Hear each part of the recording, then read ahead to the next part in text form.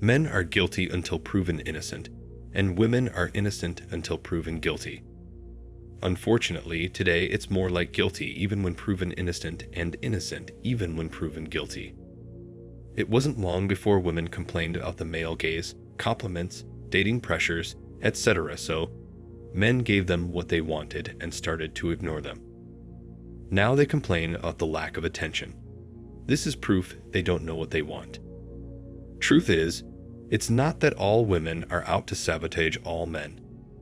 The critical issue is that all women can destroy any man's livelihood under this gynocentric system if they wish to. A simple accusation and the men are done for. Also, let's not forget the Me Too movement blended in with the preposterous believe all women into their movement. Since that day, I believe the movement became an outright enemy of men. They created this misogynist, inoperable code of conduct. Men are wisely adjusted to a society that makes them adhere to a fixed, crooked game. Most men have simply taken the wise road and will not play with a marked deck. The way women behave nowadays has made me and many men look at women as nothing but absolute annoyance. Their behavior has just reached a point where I have trouble keeping a conversation going with them for a long time before I'm just tired of talking to them. They can dress as cute as they want, but it will not hide how absurdly annoying and immature they have become.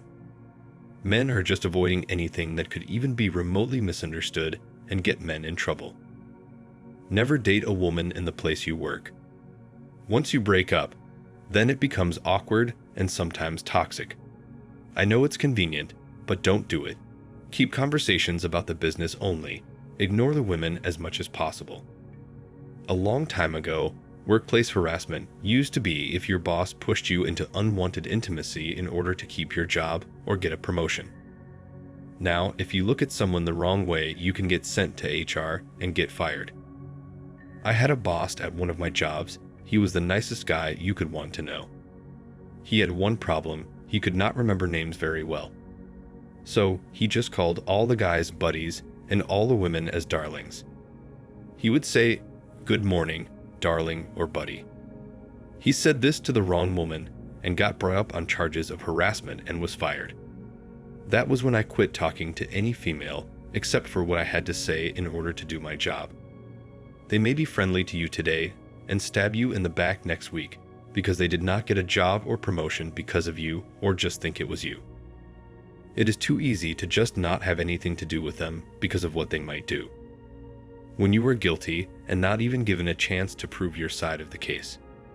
In the job world today, I would never be alone with a woman unless it was recorded with sound, so I could prove her wrong if she decided to bring charges after you piss her off somehow.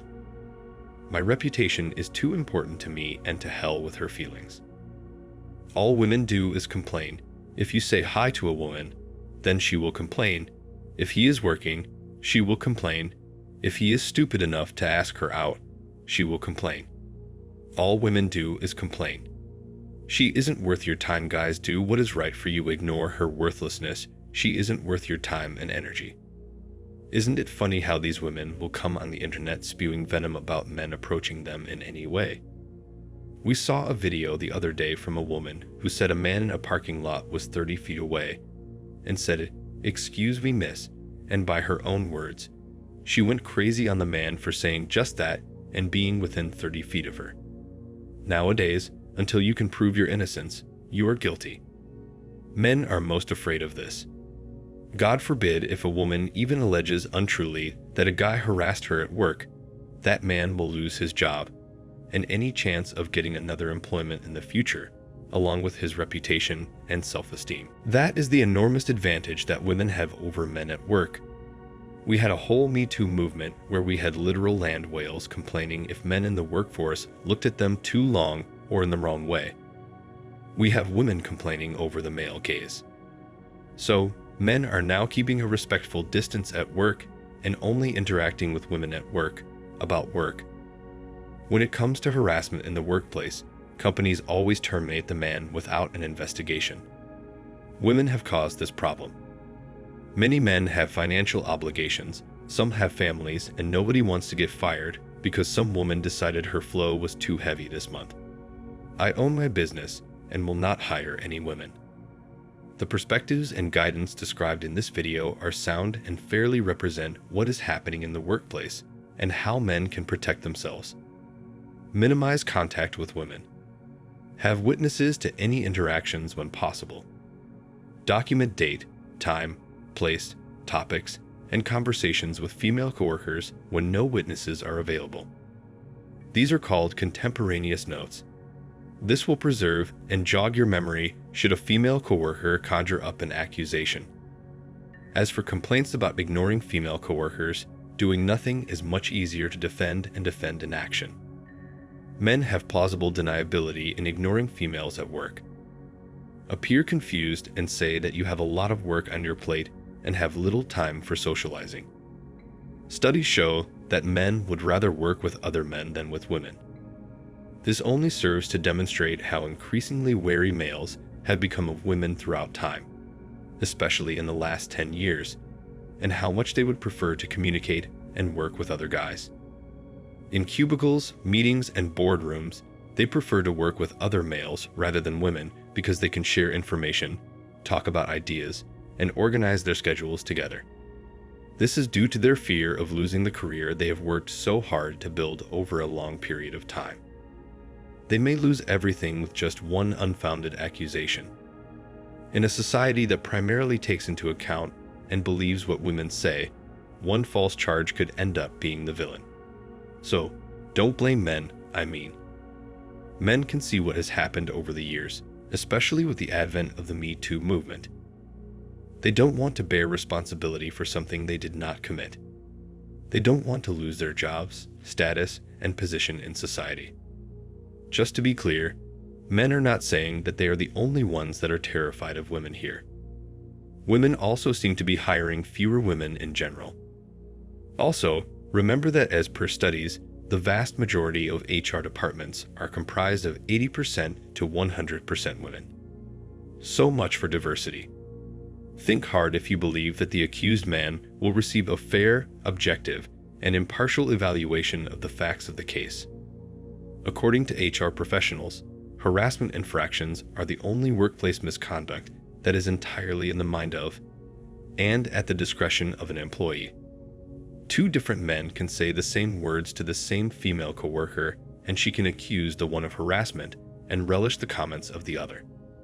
Effectively, there is no universal standard defining harassment, as there is, let's say, theft. The definition of theft is the same for all employees. So are the consequences, clearly delineated in the employee handbook. The study's thorough debunking of the notion that men lack a clear sense of what constitutes unacceptable behavior, however, is what makes it so intriguing. The first step taken by the researchers was to examine 19 acts and determine whether or not to categorize them as harassment. Sending explicit emails to subordinates is an example of this.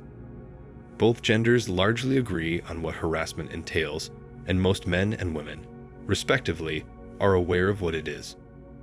One of the authors of the study told the Harvard Business Review that it is mostly inaccurate to suggest that men don't realize their behavior is inappropriate, and that women are making a mountain out of a molehill. If anything, women define harassment more broadly than males. Most males are able to distinguish between a lovely hug and a wicked one. They are fully aware of what is considered harassment. On the other hand, from the perspective of a woman, anything is harassment. If a line manager asks a subordinate or junior team member to stay late at the office for an hour, she can create a scenario in which she is seen with the manager in the CCTV cameras as he speaks to her and gives her instructions on how to approach a specific project, and she can then essentially fabricate a story about how he was trying to harass her. And you know what? HR would believe the woman. It makes sense that males would want to avoid being alone with women in order to avoid any potential problems that could endanger their entire careers. And because they feel left out, women have started to protest about this. They are no longer expected to work harder on projects and finish them in the wee hours of the morning at the office. Because they know their professions won't be in jeopardy, people would prefer to ask men to stay late and work with them. And so, when women complain about men ignoring and isolating them at work, it's only because men have everything to lose if they're reported for any false accusation, while a woman has everything to gain. Women need to relax their anti-male narrative at the workplace for men to start feeling comfortable around them again. But right now, it doesn't look like that's going to happen for a long time. Thanks for watching Man Reacts. Show us your love and support by liking this video, sharing it with your friends, and subscribing to the channel. And let us know your thoughts on this in the comments. We're always up for a healthy debate and discussion.